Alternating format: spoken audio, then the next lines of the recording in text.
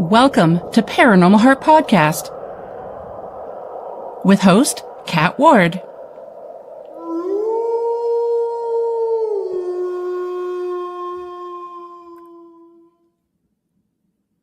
Welcome to Paranormal Heart Podcast, Paranormal Talk with Heart and Soul.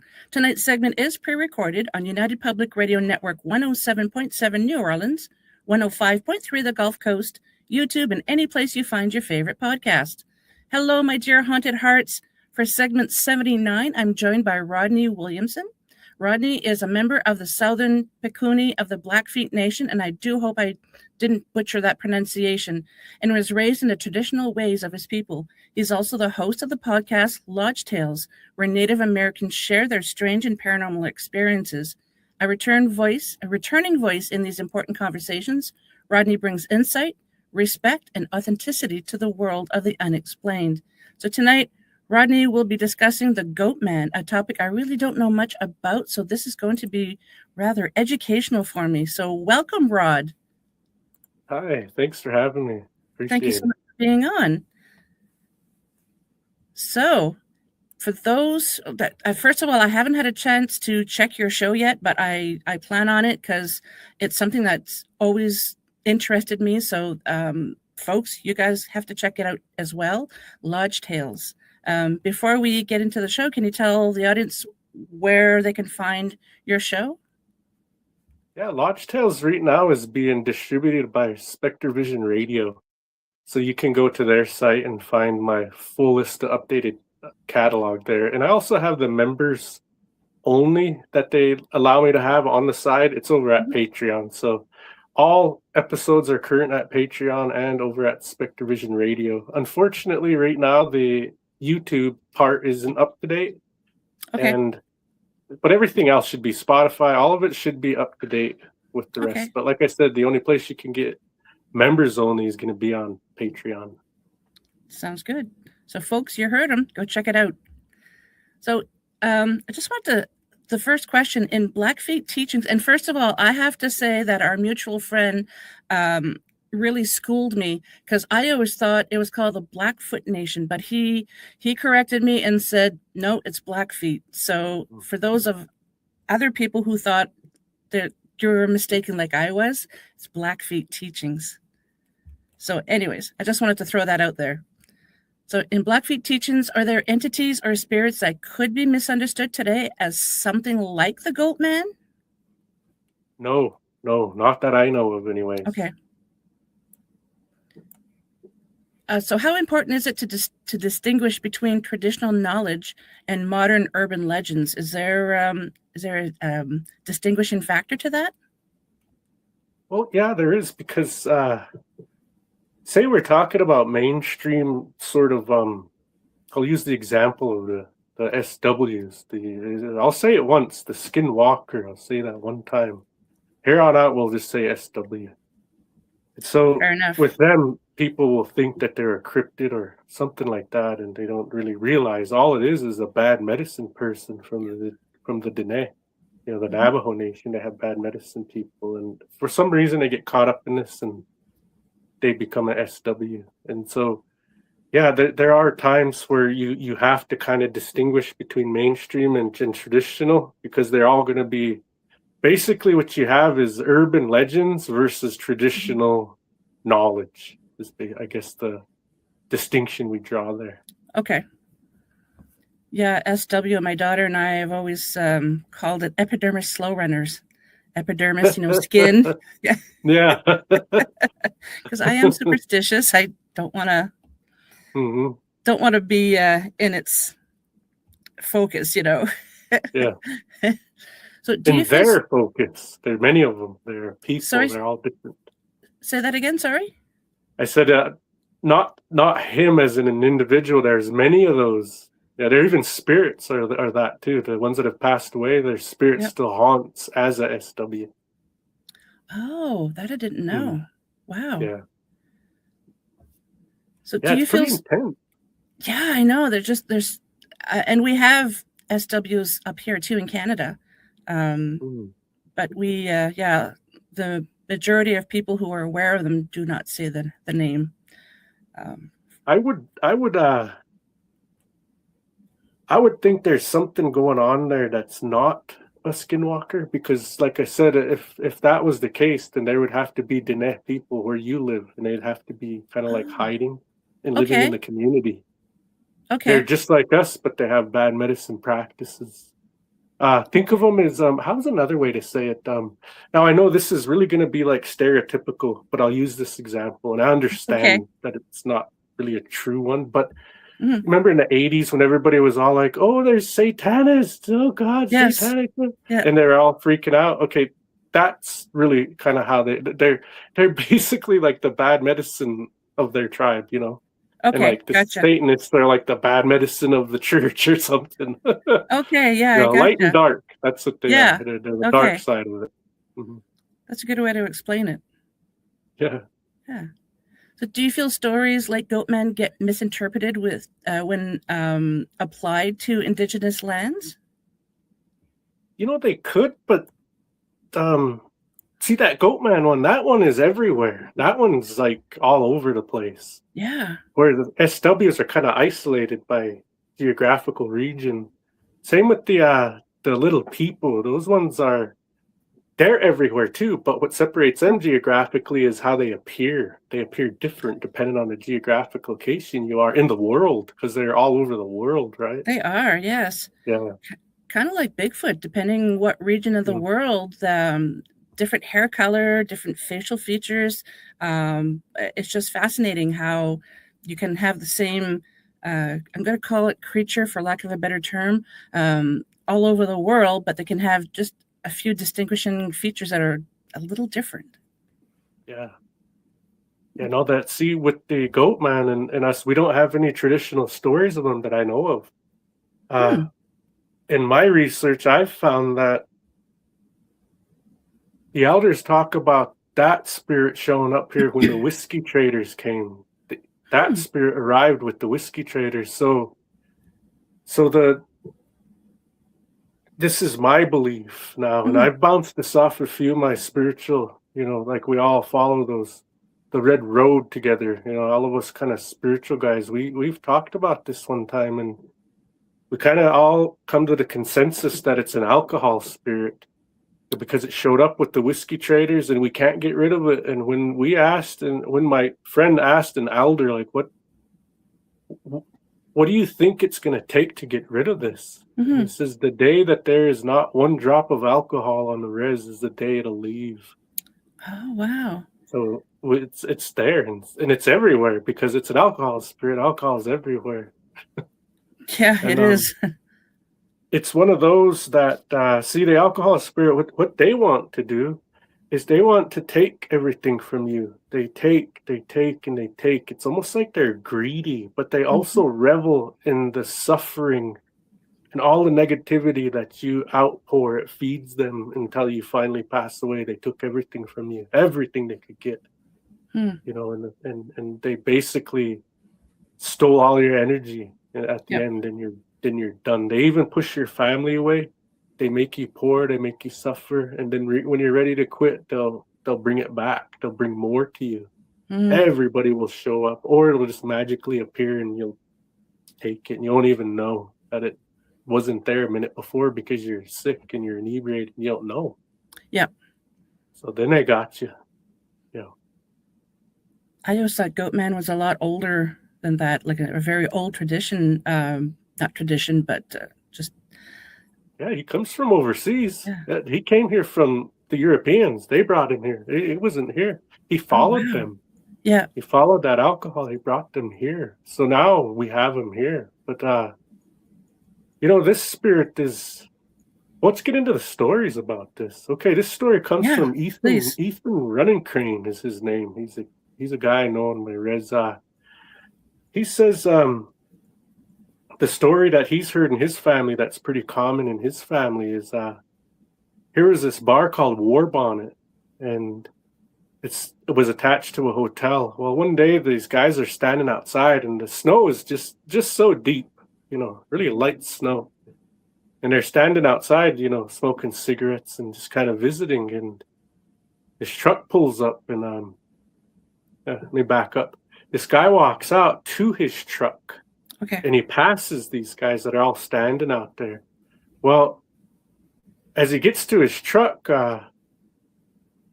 he stops and he goes back to him and he says, "Hey, you guys want a drink?" And he said, "Yeah, go take a shot," because he had a bottle with him. He says, "Yeah, here." And he's like, "Good, pass it around. Each take a shot." And then that guy, I want to say it's somebody in his family, like an uncle or a cousin. I can't remember. Mhm. He said, "Yeah, I seen him." He said he was all, good looking man. He had a cowboy hat on and a trench coat. That's what he wore, and it was a long coat. Hmm.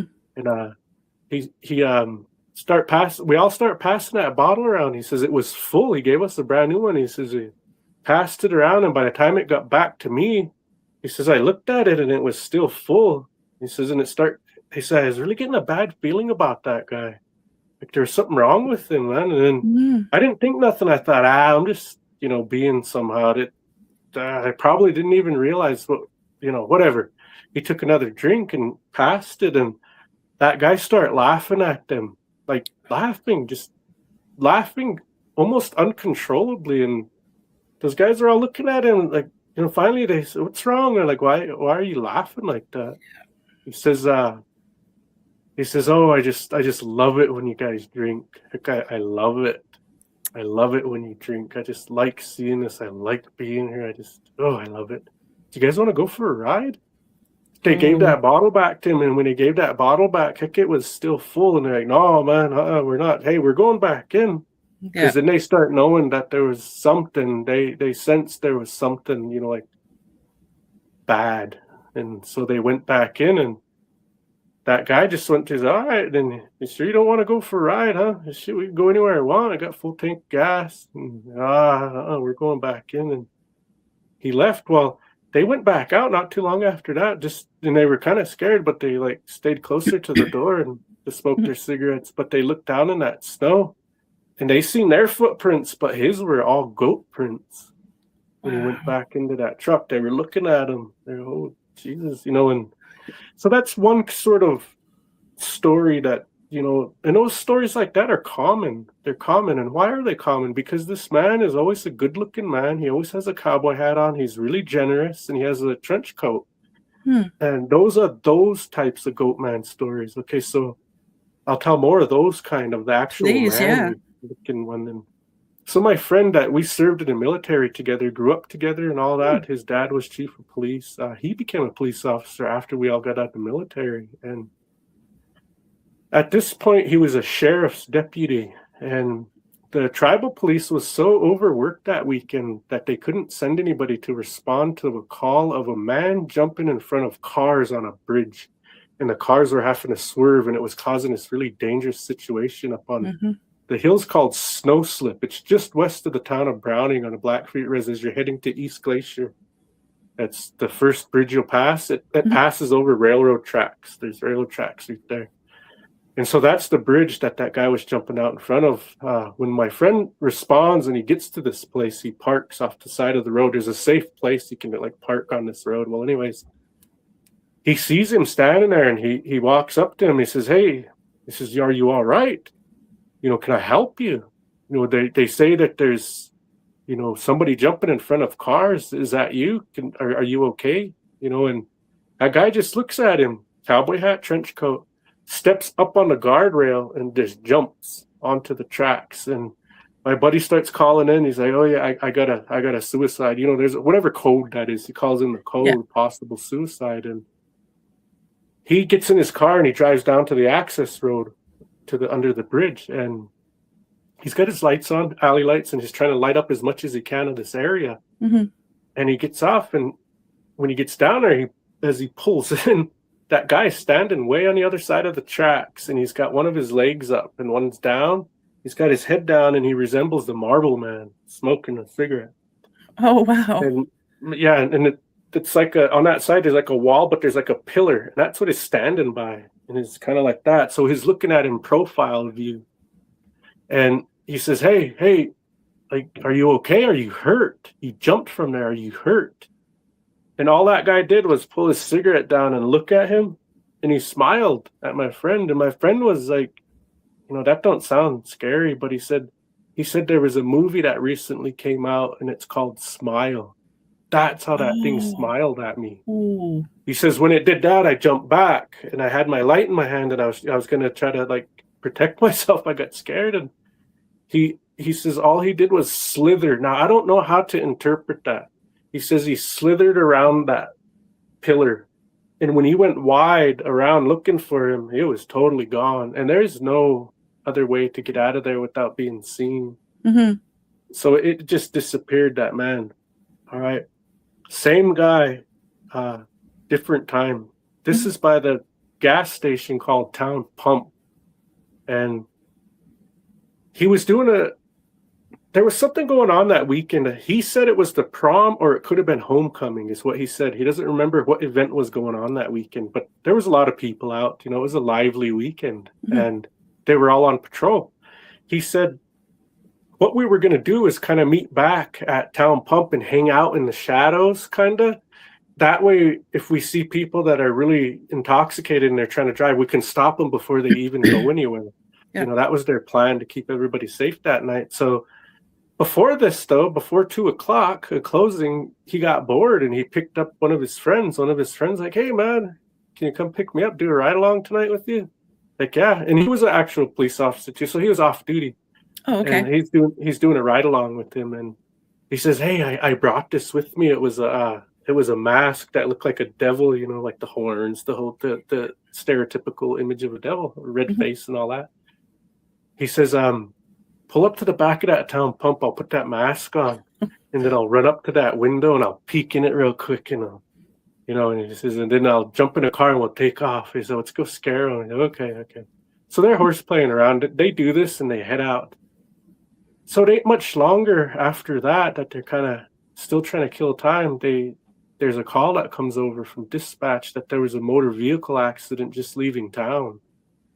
So they respond, and when they get out there, the highway patrolman's already in charge, and and the sheriffs are all out there looking in this field, and he shows up to help, and they say, "Okay, we got this covered, we think, but we need you to go back to the Town Pump and get the video footage so that we can see who he was with, because he keeps saying that where's that man? There's a person. We don't know who this other passenger was, so we need to, and if they're out in this field laying here and they're rejected, well, we need to know that, and also that it's such a busy night that we need to confirm there was somebody with him out here."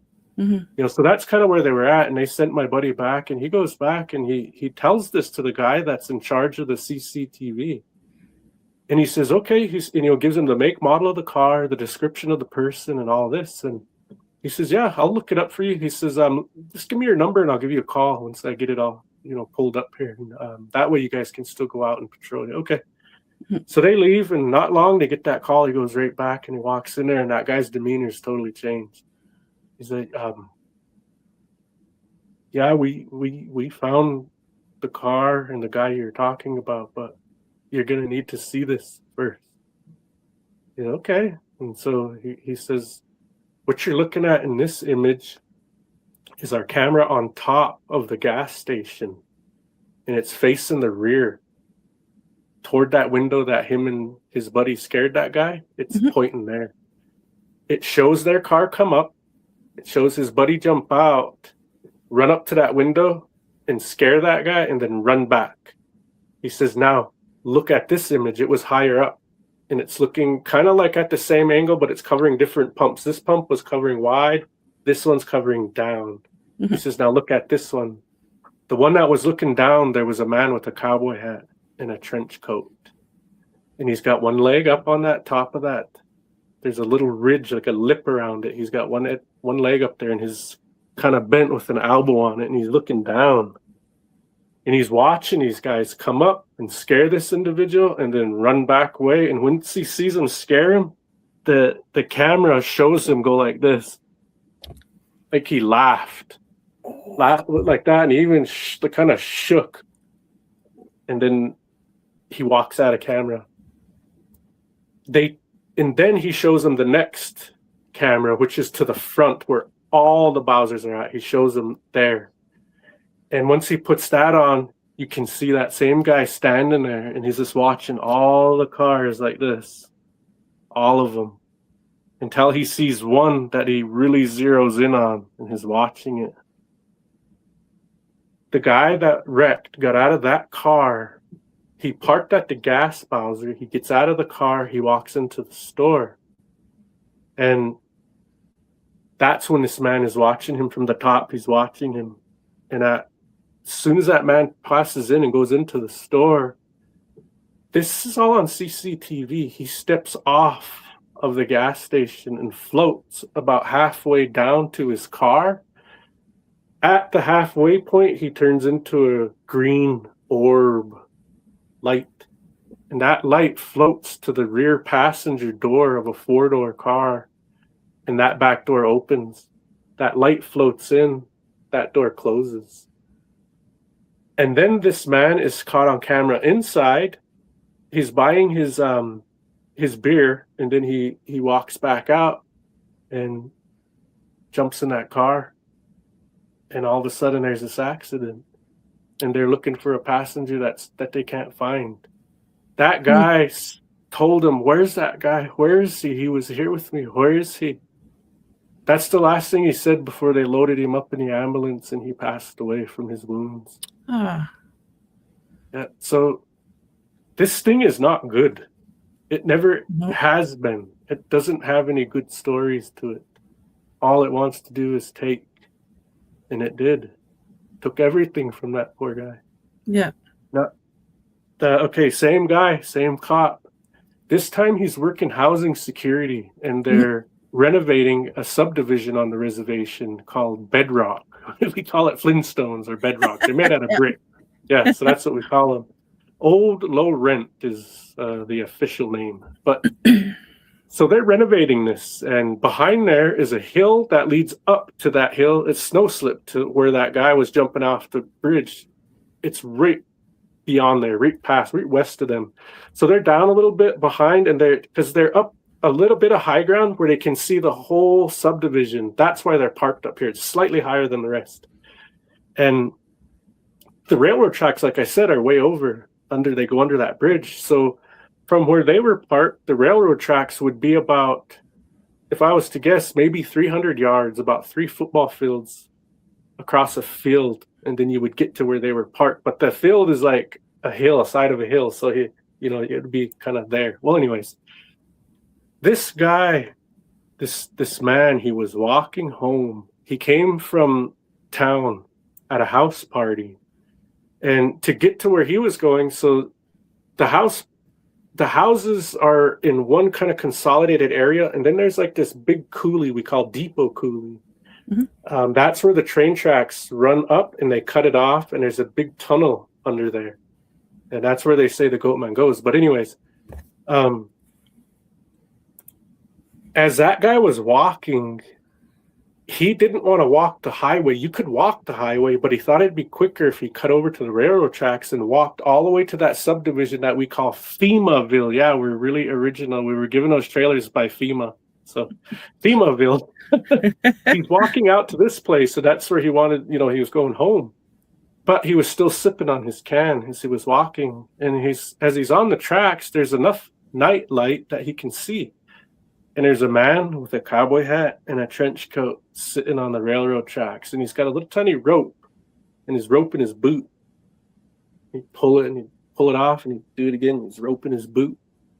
And that guy's just walking, trying to get home, and he sees him. And, because there's cowboys all over the res, there's cowboys everywhere. So he doesn't think anything. And he just walks past and says, "Hello." Just keeps walking, and hello.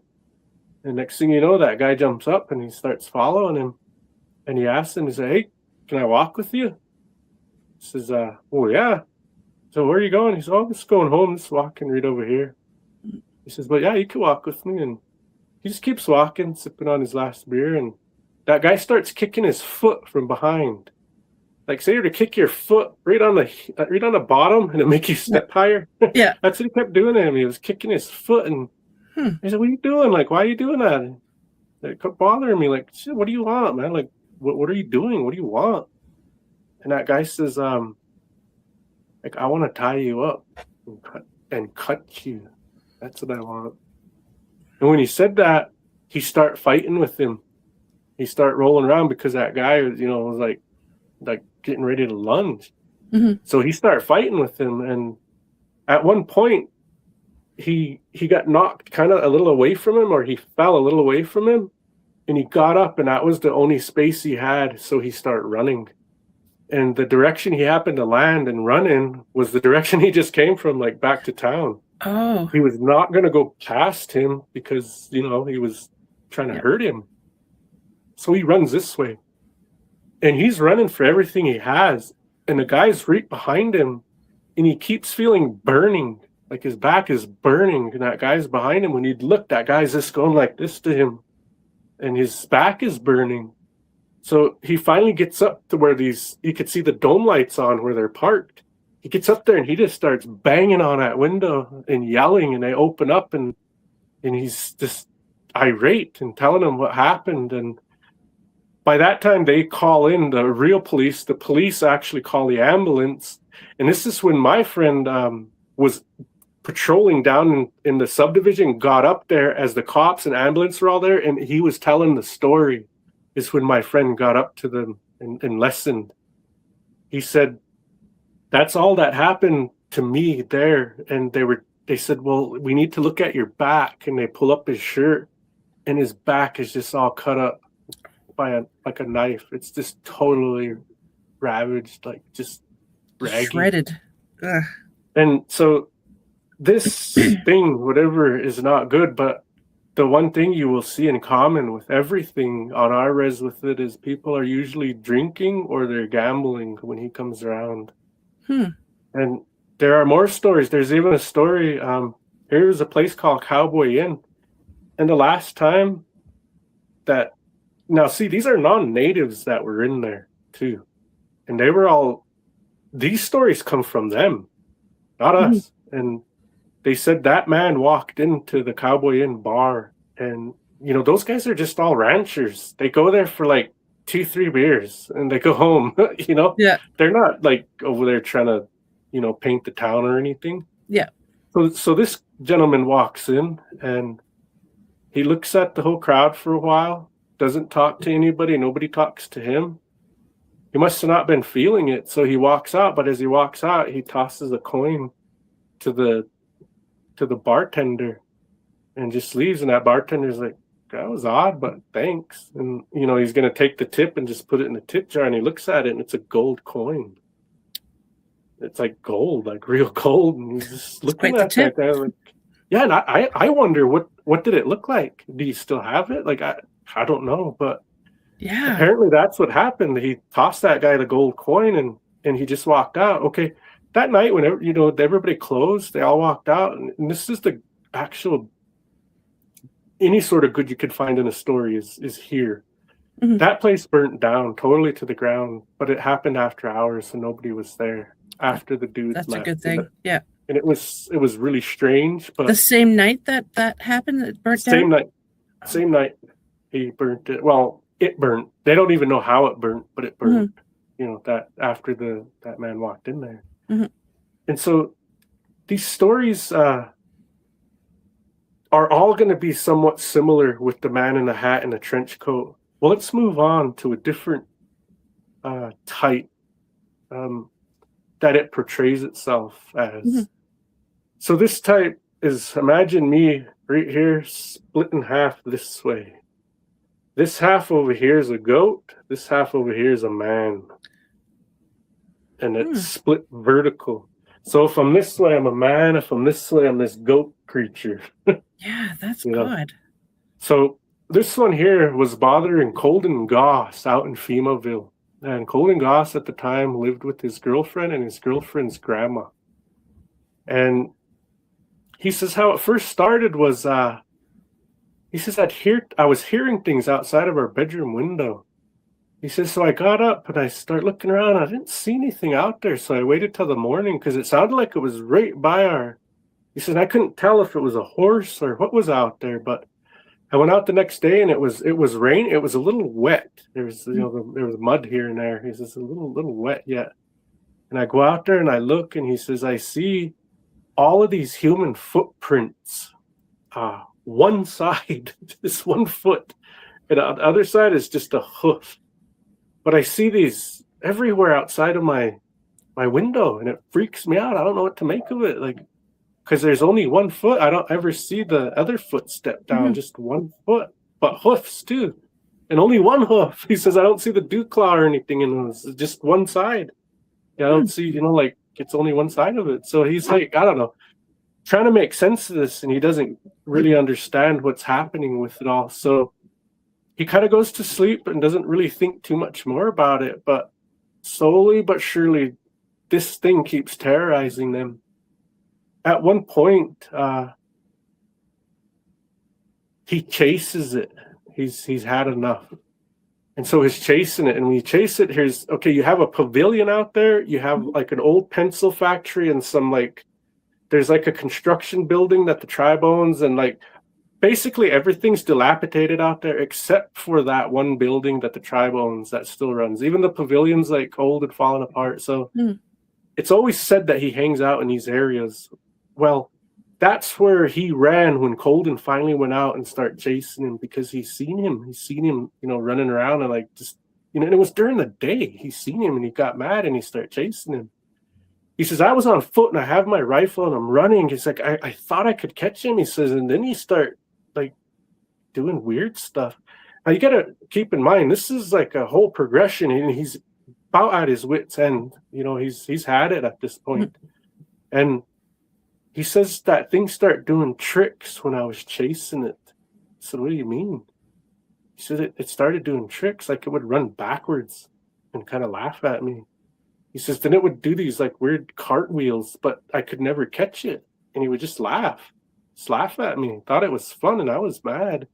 He says, because it was laughing, I was getting more mad, and I was following it further and further away from my house. He said, till I finally realized I was over by those old buildings, and I turned around and I ran. I ran home. I realized it was leading me off, so I ran.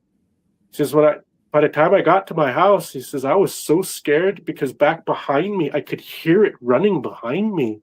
And what was really freaky about it is I heard one human step in a hoof. He says, I heard that. It was the most terrifying thing. He says, I wouldn't look back because I thought he says, in track, if you look back, you lose time. He said, I didn't want to lose any time, so I just kept running. I got to that house safe, but it was right behind me. And so that was when he chased it on foot. He also chased it in his truck one night. He was so, just had it.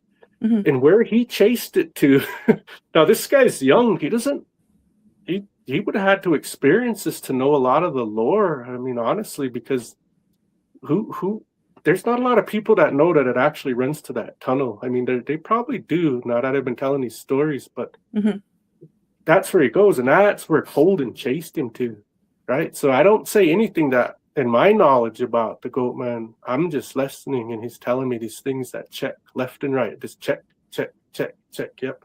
That's how it is. And so when he chased it, he says, you know that tunnel down there, right? And Depot Coulee? I said, yeah. He said, that's where it ran.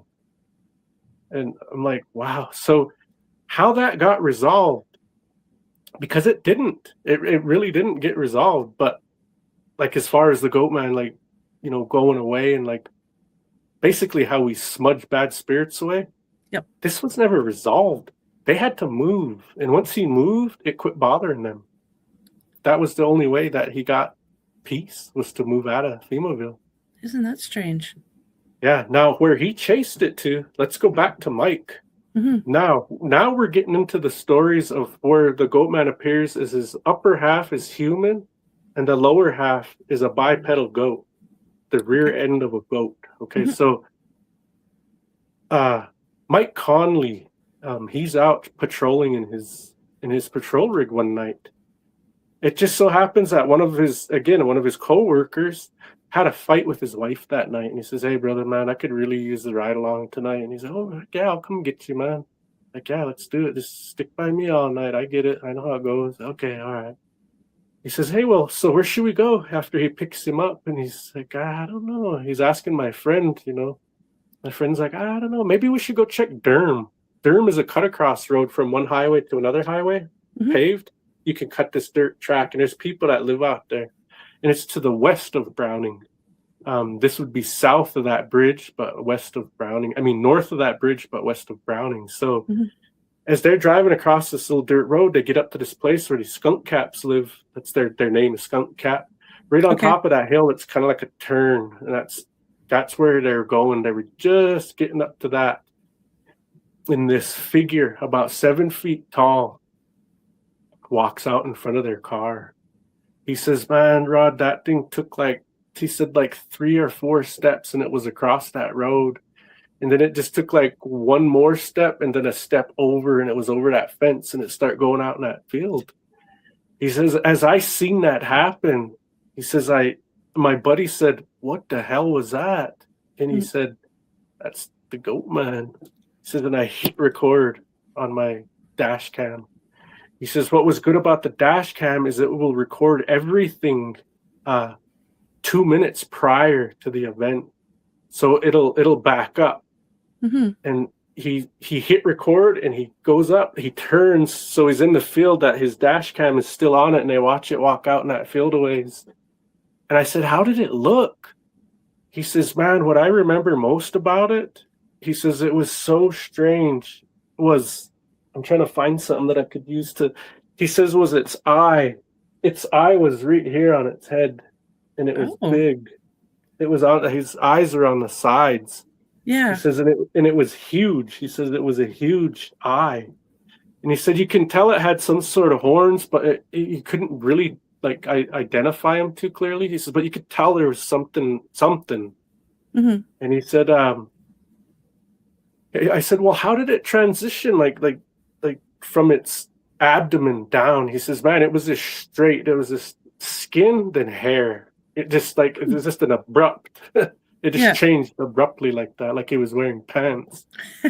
He said, but so we had this on video. We would show any and everybody that cared to take a look at it. They could come up to the dispatch, and we had it there. He says, that old unit I pulled out that car, he says, it's really strange because all of the things recorded prior to this incident and after, we could download those, no problem. Put them into evidence if we had to, no problem. This one incident, we could never download it. Something was wrong with it. It was corrupt. But if we kept it there, we could play it as many times as we want. He says, until one day, we've showed everybody's seen it. And until one day, he said, the system just crashed and we never could recover it again. That's common amongst these types of things. It's common with paranormal investigators. It's common, to have your equipment drained or malfunction or just whatever. And it's them, they're doing it. They don't want to be, a lot of times they don't want to be known.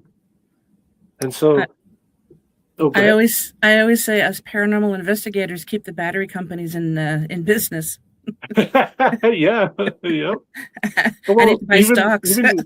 The equipment too. There's so much equipment involved. But this is that version of it, was the top. Okay, so sticking along that version of it, the very first time I ever heard about Goatman ever in my life, I was just this little kid. I must have been about, I would say about 7th grade, if that. And we were in town at my friend's house, and his mom was on the phone, and she was like, really? That was giving us like, oh, look over there kind of thing. And we're just watching her, and we just stopped playing our video games. You know how hard it is to get kids to quit playing video games, and we're just watching her because of how she's acting and what she's saying. And she gets off the phone, and she doesn't even care that we were eavesdropping, because we normally don't do that. We never would do that. It's, you always feel bad when you don't do that. But she just like, you boys come here. She's like, that new subdivision, it's called Flatiron. She says, you knew that new housing that they made out there? And he said, yeah. She says, well, so-and-so got a house out there, and last night they were talking, all their neighbors up and down that street, they're all talking that the Goatman walked through their houses. This is the only time that I know of, story-wise, that there was an alcohol involved when this thing showed up. And they said what it did was it pretended that those houses weren't even there. It didn't even it didn't even acknowledge that there were people or houses there. It was just walking that field, oblivious to everything around it. Yeah. It's because the one couple family that was staying there, they watched it walk. And what I mean by it's ignoring all of them, even the height of the house. It walked on the ground, but it walked right through their houses. Like the houses didn't even exist. Just so when these people are sitting there in the living room, they see the upper torso of this thing just kind of nonchalantly walking through their house and disappears into the wall and out the window. Kind of, they all have this same story of that night it walked through their houses. That's the first time I ever heard about it. Now, the second time I heard about it, I was in boarding school, and I went back to boarding school the next year, and our matrons were telling us, hey, these things happened here over the summer, and it was all over the dispatch. The cops were here, and we don't know if we're supposed to be telling you kids, but we want to tell you kids just so you stay safe out here and there's no wandering around. We're gonna tighten it up here, and this is why. The police had cornered, so the building is shaped like two wings here with a center. You'll have like the big girls wing, a little girls wing, then the big boys, little girls, and it's connected by a hallway where there's all the offices and the rec rooms and stuff, the dining facilities, but the dorms are on the ends, and it's shaped like a high H and then an I if you turn it, Oh, neat. In that is where it was cornered. They had it cornered. They all pulled in there, all of their cars, whoever's on duty that night, they had it trapped right there. And everybody was scared to get out. And I don't even know why they were chasing it to begin with, but everybody was scared to get out. One female police officer got out to, I guess, confront it. And all it was doing was running, like nonstop, running around, bluff charge, and just scream at him. Run around like high anxiety and just scream at him. That's what it was doing. So she got out and she's standing there with her pistol, and she's got it pointed at it, and she's waiting for anything to happen. Don't know what, but I mean, what are they going to do? Arrest the Goatman? I don't even know why they're there, but so she's standing there, and this thing bluff charges her, and all the men jump out, and they just start opening up. They're just opening up on this thing, and all it does is back up a little bit and just laughs. Bluff charges, turns back and jumps 20 feet to the roof and is gone. That's the story I heard when I first got back. Second time I ever heard about it, when we reattended boarding school the next year. And that kind of brings me into my last story on Goatman here. I mean, there's more that I know of, but the ones that I feel like telling tonight. Sure. Mike Conley again. This time his BIA, the Bureau of Indian Affairs police officer. He served in many different law enforcement agencies. And one night he's patrolling, and it's a quiet night. He's young, and there's not much going on. Dispatch calls in and says there's a lady up in Chinatown. Yeah, we have crazy names for our subdivisions. There's a lady up in Chinatown that wants some horses removed from her porch. And so they, we'll chase horses, I guess. So they respond, and he's almost there. There's a road that leads up to it, and he's almost to that. On this one particular road, he's almost there. And then he hears over the radio, holy shit, it's the Goatman. And when he heard that, he's like, oh my God. He's like, my heart started racing. Like I could feel ringing in my ears. It's like I turned on my lights and I start flying up there. He says, by the time I get up there, he sees it jump, and it runs down into Depot Coulee. And the guy that responded first was in a Bronco. So he starts following it off road, and my buddy comes up and sees it. So he takes the high road on this side. The other officer that responded is listening to their traffic. He goes way around. So there's two officers high, one low, and they're chasing it down this coulee. And this is at night, and they're going like 70 in this. Now, if you knew this terrain, you'd be like, wow. That ride alone would have been intense. So anyways, they get up to this big giant culvert. I mean, it's so big that I bet you anything, if you sucked up close to your horse, you could ride right through it on your horse. You know, it's that tall. And anyways, that's where it's running to. And it stops, and they're around it. They got it trapped. They all get off and they walk down the incline to look into it. And there's a little stream that comes out of it. But at that time, it was dry. There was nothing. So they're up right next to the culvert, and they're looking in there. And they got their lights, and that's when it dawns on them. Like, why are we even chasing this thing? Like, what are we doing here, man? They're all looking at each other, and they start looking in there. They're right next to each other, all huddled up, looking in with the flashlight. And this thing is sitting there. It's crouched. It's like taking a knee, what we call it in the military. Yep. It's taking a knee, and he's just watching them. And as they flash that light on him, it goes like this. Oh. And once it did that, now this is the half man, half goat version from the bottom, right? And my buddy says, well, you got to understand, military and a lot of natives, we use humor when we're scared. That's just how it goes. And he tells one of his buddies, go in there. Nope. That broke the tension. Oh, piss on you. I ain't going in there. Yeah. That's cool. Let's get out of here. I don't know why we're here, but we need to get out of here now. So they all left. But see, these are the stories that surround this thing. And there's also a story of the giant one. There's one that used to terrorize a family up in Alaska. And this one it was just a goat, a black goat. But it was so huge that when it was laying on its haunches or on its belly, its horns would scrape the ceiling. It was horrible. But so there are many versions of this that appear. And those are the ones that I care to share tonight. But I understand you wanted to kind of touch on the little people thing too as well, right? Yeah, if you don't mind. Yeah, it's another topic that really fascinates me. Sure. But before you get there, though, I just want to mention that I didn't realize that Goatman had so many different looks.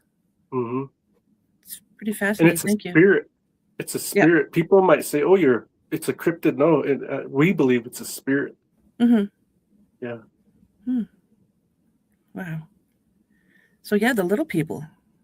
Yeah, the little people, the oaks at the peaks. They're Let me put it this way, they're really powerful, but there's a lot of balance within them as well. There's good, there's bad, but they're really powerful spirits. Why are they so small? I have no idea. Because Blackfeet way, they're about a foot tall, and they're totally proportionate. They're just, imagine a full-grown human, just a normal-looking human, but shrunk that tall. And they dress really old, like their clothes... they don't even have beadwork. A lot of times it's quill work. It's that old porcupine quills. Yeah. Dyed porcupine quills for beadwork. They dress really old. And they're like a snapshot of the 1700s, 1600s type Native American, you know? Yep. And what my tribe for years and years, and okay, so this had to have happened about at least... right after 12,000 years ago, right after 12,000 years, is when we got one of these medicines that we still have today that helps us. I really don't care to go into what that is, but we were given these gifts by the Creator at this time. And during that time, not too much longer after, the people that were taking care of that type of medicine were also charged with growing tobacco. And we never grew tobacco. We weren't farmers. So that was the only thing that we ever grew. And when we did, my ancestors, when they did that, they made an agreement with those little people. Those little people, they have, to this day, they have tobacco societies where they interact with them, and they have agreements where they still have interactions like that, sacred interactions. And they're the ones that would take care of the tobacco for us And then you come back, you would leave that spot and you would migrate. By the time you come back the next year, then all that tobacco is just lush because of that ceremony and that agreement with them. They took care of it while you were gone, and they cultivated it. And so that's one of the interactions that we've had with them. Like I would consider major type interactions we've had with them. That was one of them. And it's still going on today. And the other ones are, there are certain medicine people that have folks at the peaks as helpers. They will come see, and when that happens, you can't lie to them. Like you might come to their ceremonies and there's little people there too, but those little people are with that holy man, and they're already told him. Might be an hour or two before you got there, they already told him who's coming and why they're coming. And see, because a lot of it is tests. Like when you're approaching those elders, you can't lie. That's a test just to see if you're honest. Just a simple, So when they come in, and the other reason is like, it's not just to be honest. They want to get to the bottom of what's really ailing you, so they try to root it out. Gotcha. And those spirits will tell them. They already know, but they have to ask. They'll ask you these questions, and so like a lot of times you'll see the younger people try to lie, or like because they're nervous or they're unsure. And they always get called out for that. But anyways, so sometimes they have them as helpers. Sometimes they do things for them. Like provide certain sorts of medicines. Because in our way, there are 3 types of medicine. You have the physical, then you'll have a combination of a physical and a spiritual. Then you have this straight up spiritual. They help with those last 2. Anybody, like all Western medicine, that's the low level medicine that we're talking about. That's what we have today. Surgeries, all that. That's the lowest level medicine you could ever have. And then one step above that is having all of that physical side, but there's also a spirit there that's helping, and it's navigating and making everything else work. And then there's that kind that they doctor you. They don't even have to be in the same state. They could be so far away from you, but those spirits don't know. There's no distance to them. It's not like that to them. So they can do wherever they, go where they want. And I've witnessed this personally. I witnessed a woman being doctored in Alaska. The medicine man was in Montana. And I witnessed this. And it baffled the doctors in Alaska. They couldn't figure out how that woman's foot was healed. They had her scheduled to amputate toes, but she kept them. So anyways, lucky. Now, folks at the peaks, that's where we've had this interaction with, and they're really powerful beings, and some people have them as helpers. Now, there's also a time. How are we doing on time, by the way? About 5 more minutes. Yeah, 53. Okay. So, yeah. Last story, guys. Okay. Save the best for last. There was a boy who wanted to go on the war party with all the men. The men hadn't been to war in a long time. They were all jumping at that chance to go, chomping at the bit. His dad was the war chief, and he asked him if he could go with him. This boy was about 14 years old. His dad said, "No, not yet. Let's try again next time, maybe next year."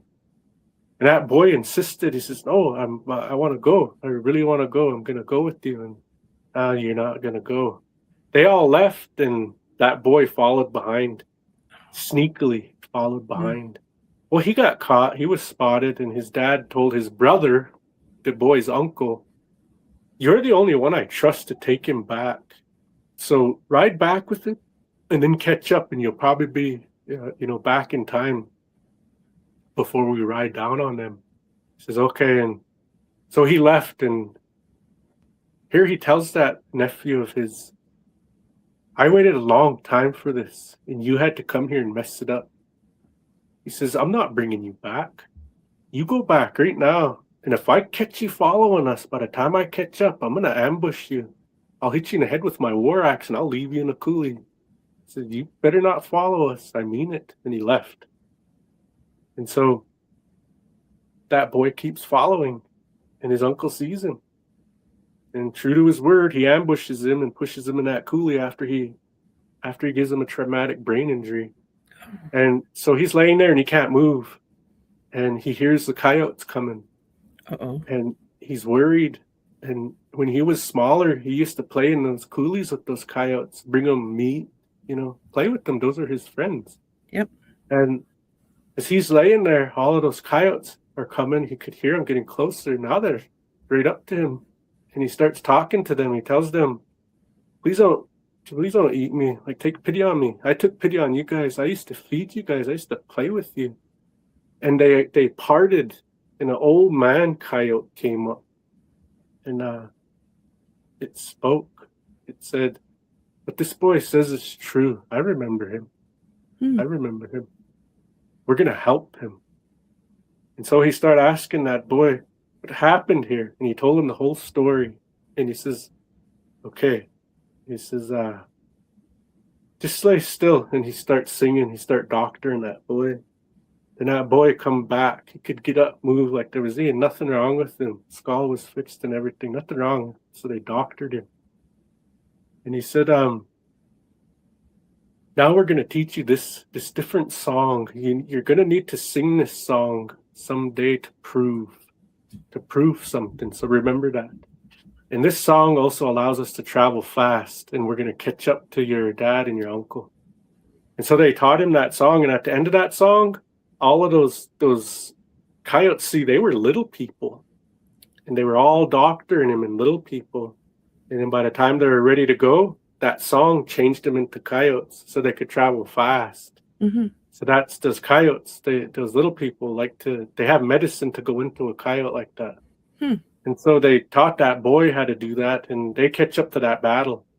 As the battle's raging, the Blackfeet bit off more than they could chew. They're getting whooped.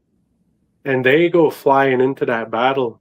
Well, those spirits never allowed them to see them. They couldn't see them, but they were there and they were fighting. And so what the Blackfeet were seeing was an enemy just fall off of his horse somehow and then just like land and get killed. They didn't know how it was happening. Mm-hmm. That bad uncle said, you see that? That's my war medicine. That's me. I'm doing that. And the Blackfeet won that battle. The tide turned. And so once that was done, that boy and all of those little people, they traveled fast, and they got back to the camp, and they waited for them on the outskirts. And by the time that camp came, that group came back in, the whole camp was excited, and they were celebrating. They were singing honor songs and everything. And that bad uncle was still bragging about how powerful his medicine was. So that boy, I had it. I'm going in there to tell him the truth. So he walks in there, and that uncle was so surprised to see him, like he saw a ghost. Yep. And he says, Dad. And his dad hugged him. He says, I need to tell you something. He says, I'm happy to see you too, but I need to tell you something. And he tells him what his uncle was doing. As he was explaining it, the uncle was saying, no, don't listen to him. He's just a kid. He's just saying anything. Mm-hmm. An elder came out and says, what this boy says is really powerful. We need to listen to him to see what really happened here. And so that uncle got shut down. He couldn't protest anymore. Mm-hmm. And as soon as that happened, that boy starts singing that song. Yep.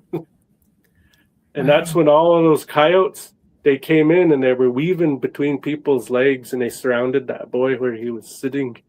When you got done with that song, all of those coyotes turned into little people in front of everybody. And that chief of those little people, that old man coyote, he told those folks, he says, what this boy says is true. Again, it's true. This boy speaks truth. What you guys don't understand is when we went and helped in that battle, this boy here, he fought harder than everybody there, even fought harder than us. What he did when he got there was he tied his leg to a savasberry bush so he couldn't leave. He was staked to the ground. He couldn't leave. And he fought harder than anybody there. Because of that, we're making him the honorary chief of the little people. and we're going to give you guys these gifts. And they gave them the bundles that go along with that society. Mhm. That today we still have that society we call the Crazy Dog Society, or the Brave Dogs. That's the society we were given by them. So the little people are real. The little people are powerful. Yeah. And if they trust you, and you can make it right, they'll help you. That's Yeah. amazing. Mhm. Thank you so very much. I could listen to your stories for hours. Well, That's let's do it again. definitely, yeah. I'd love that.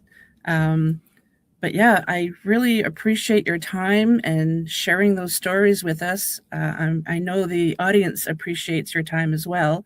And yeah, we'll have to definitely have you on again soon. So that's so fascinating. Thank you. You're welcome. Thanks for having me. Anytime. Okay, so as I mentioned earlier, I'll just take you out of the studio for a moment, just say my farewells to the audience, and then we'll chat a little bit if you have time. Mhm. Thank you. Wow, that was amazing. So I just want to say a huge thank you to my special guest, Rod, and to you, my wonderful haunted hearts, for tuning in. I also want to thank UPRN 107.7 New Orleans and 105.3 the Gulf Coast for carrying the show. And if you enjoyed tonight's episode, please like, subscribe, share, and comment. It truly does mean the world to me. And if you'd like to be on the show, you have guest or topic ideas, or just want to say hello, drop me an email at paranormalheart13@gmail.com. And I'd also love to hear from what country you're listening from. So until we meet again, take care of yourselves and each other. Much love to you all.